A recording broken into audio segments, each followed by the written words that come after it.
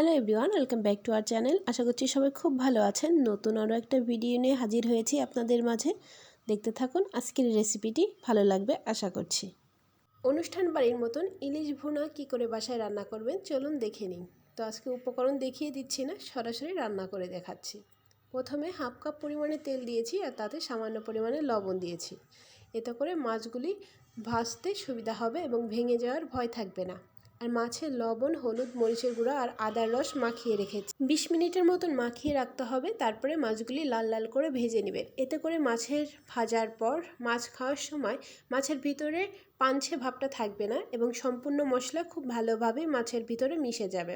আর মাছটা লাল লাল করে ভেজে নিলে রান্নার টেস্টটা একটু অন্যরকম আসবে। তো চলুন রান্নাটা কি করে করছি সম্পূর্ণ ভিডিও না টেনে দেখতে থাকুন। আশা করছি আজকের ভিডিওটা আপনাদের ভালো লাগবে। আর ভালো লাগলে একটা লাইক করে দিবেন, শেয়ার করে দিবেন আর সাবস্ক্রাইব করে পাশে থাকবেন। ঘরোয়া অনুষ্ঠানে যেভাবে ইলিশ ভুনা রান্না করে ঠিক সেই রেসিপিটি আপনাদের সাথে শেয়ার করছি।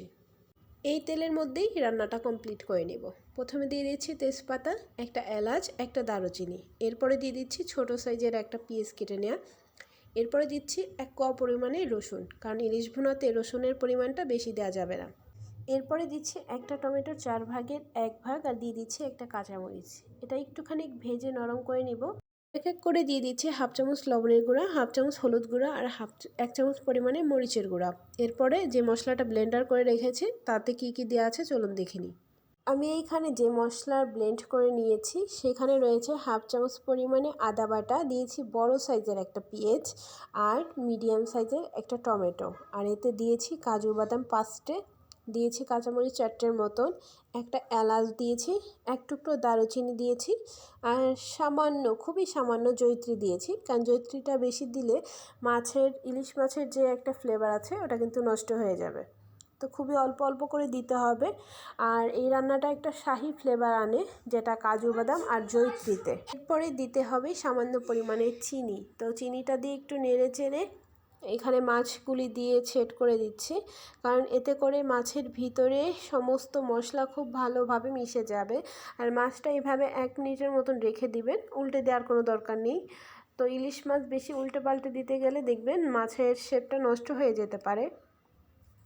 আর হাফ কাপ পরিমাণে জল দিয়ে 2 থেকে 3 মিনিটের মতন জাল করে নিলেই ব্যাস মাছটা রেডি। আমরা যখন বাসায় ছোটোখাটো অনুষ্ঠান করার প্ল্যান করি তখন মনে করি যে কী রান্না করব, কী রান্না করলে ভালো হবে। তো আমি আজ বাসায় রান্না করেছিলাম পোলাও, চিংড়ি মাছের মালাইকারি আর এই শাহি ইলিশ ভুনাটা, চটজলদি যেটা রান্না করা যায়। তো এই রান্নাটা করার পরে আরাধ্যের বাবা বলছে খুবই ভালো হয়েছে। তো আপনারাও কিন্তু বাসায় রান্না করে সবাইকে খাওয়াতে পারেন।